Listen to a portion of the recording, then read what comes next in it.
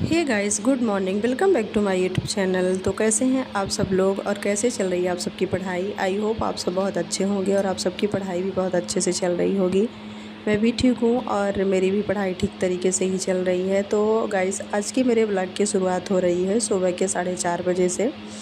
तो मैं 4:20 पे सो के जगी। उसके बाद ब्रश वगैरह हुआ, फिर सीधे पढ़ने बैठ गई। तो 4:31 पे फाइनली मैं पढ़ने को बैठी। तो सोची कि थोड़ा सा ब्लॉग शूट कर लूँ, क्योंकि बहुत दिनों से मेरे ब्लॉग नहीं आ पा रहे थे। इसका रीज़न ये है कि मैं थोड़ा इधर उधर बिजी हो गई थी, गांव आना जाना हो गया था, जिसकी वजह से मेरी पढ़ाई भी पूरी डिस्टर्ब हो गई। मतलब कई दिन हो गया पूरा छूट गया और मेरे ब्लॉग भी एक भी नहीं आ पाए। तो मैं जैसे ही पढ़ने बैठी बिल्कुल फ्री माइंड से, तो सोची कि चलो आज एक ब्लॉग शूट कर लेती हूँ। आज बहुत दिनों बाद एक ब्लॉग डाल दूँगी क्योंकि अगर कहीं आना जाना आपका रहता है तो फिर उसमें हर चीज़ डिस्टर्ब हो जाती है, वो चाहे पढ़ाई हो चाहे कोई भी काम हो। क्योंकि अगर 1 दिन 2 दिन हुआ तो कहीं भी आप जाते हो तो सोचते हो कि 1 दिन 2 दिन में लौट आएँगे, लेकिन ऐसा नहीं हो पाता, वो टाइम ज़्यादा ही हो जाता है। तो इसी प्रकार से कुछ मेरा भी था। तो कई दिन हो गए जिसकी वजह से मेरे ब्लॉग भी नहीं आए और पढ़ाई का भी पूरा डिस्टर्ब हो गया है। तो गाइस, गर्मी का बहुत ज़्यादा मौसम हो गया है, मतलब कि बहुत ज़्यादा गर्मी पड़ने लगी है, जिसकी वजह से मतलब सबको बिल्कुल आलस आती है, नींद आती है और पढ़ने का बिल्कुल मन नहीं करता है। मेरा भी ऐसे ही है। जैसे दिन में अगर सोचूं कि मैं पढ़ लूँ तो दिन में बहुत ज़्यादा गर्मी रहती है। दोपहर को अगर सोचूं तो दोपहर को नींद आने लगती है, क्योंकि घर में अगर कूलर फैन चलता रहता है तो ऐसा लगता है कि चलो हम भी सो जाएं, तो नींद आती है। और रात में अगर सोचो तो दिन में इतना थक जाती हूँ, दुकान देखना, इधर उधर घर का काम करना, और थोड़ा बहुत अगर टाइम मिला तो पढ़ लेती हूँ। तो उसकी वजह से फिर जैसे ही 10:30 11 बजने लगे तो फिर नींद आ जाती है। तो सुबह का ये जो टाइम है तो मतलब ये बहुत अच्छा टाइम है। क्योंकि मैं कई दिनों से देख रही थी मेरी रात में पढ़ाई नहीं हो पा रही थी, दिन में भी नहीं हो पा रही थी। तो मैं सोची क्या करूँ क्या करूँ। तो फिर मैंने फाइनली डिसीजन लिया कि चलो मैं सुबह का टाइम जो है मेरे पास, जैसे 4 बजे, जितने भी बजे मैं सो के जगती हूँ उतने बजे से मैं पढ़ना स्टार्ट कर दूँ। तो इधर मेरे 2-3 घंटे 6 साढ़े 6 बजे तक बिल्कुल मतलब फ्रेश माइंड भी रहेगा और मैं बहुत अच्छे से पढ़ पाऊँगी।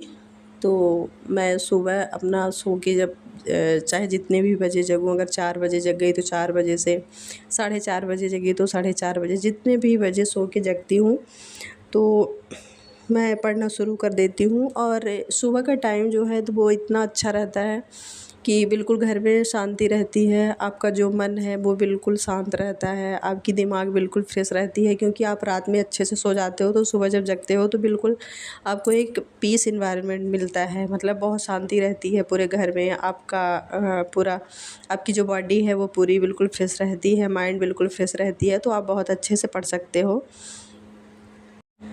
तो मैंने यहाँ पे आज एनसीईआरटी की बुक मैं रीड कर रही थी, क्योंकि कई दिन हो गए थे जब से मतलब गांव आना जाना हुआ। तो उसके पहले से ही मतलब बुक को मैं बिल्कुल खोली नहीं थी। जो भी मेरी ऑनलाइन क्लास चलती थी उसको मैं देखती थी थोड़ा बहुत, और जो एक मेरे पास बुक है एमसीक्यूज़ की तो उसको बस लगाती थी, लेकिन एनसीईआरटी 11वीं 12वीं की मैं बिल्कुल नहीं पढ़ी थी। तो आज मैं सोची कि 4:30 बजे से जितने भी बजे तक मैं पढ़ लूँ, 6 साढ़े 6 बजे तक, तो मैं पूरा एनसीईआरटी को रीड करूँ एक बार।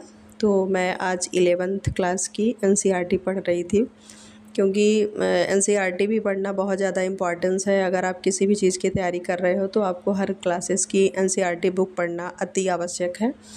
तो वही मैं पढ़ रही हूँ।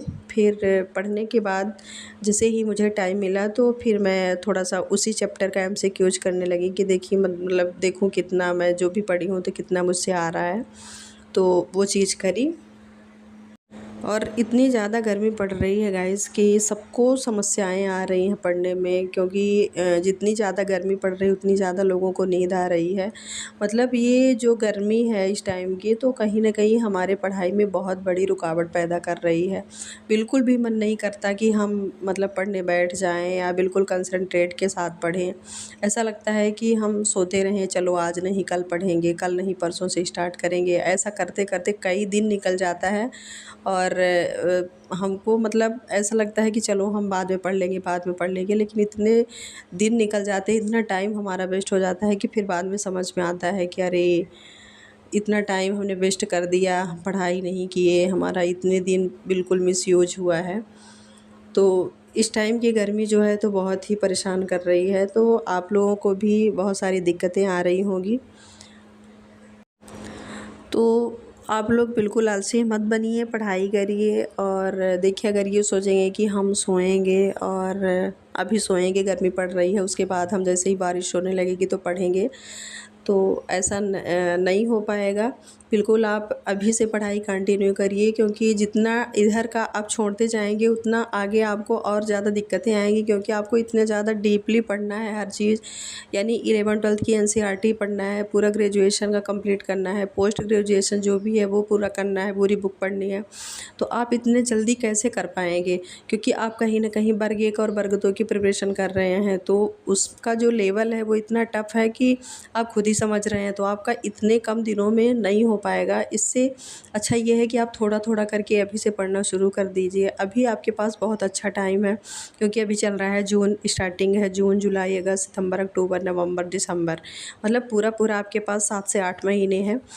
और ज़रूरी नहीं है कि वो दिसंबर में ही एग्ज़ाम होगा, क्योंकि थोड़ा सा डिले भी हो सकता है, पोस्टपोन कर सकता है, आगे 1-2 महीने बढ़ा सकता है। तो बहुत अच्छा आपके पास टाइम है, अगर आप अभी से अपनी पढ़ाई कंटिन्यू कर सकते हैं तो। और अगर ये सोचेंगे कि अरे अभी आज नहीं, हम कल से स्टार्ट करेंगे, परसों से स्टार्ट करेंगे, तो बिल्कुल नहीं हो पाएगा। और आपका पूरा समय भी चला जा रहा है, क्योंकि मेरे साथ ऐसा होता है तो मुझे खुद समझ में आता है कि अरे मेरा 10 दिन ऐसे चला गया, 15 दिन ऐसे चला गया।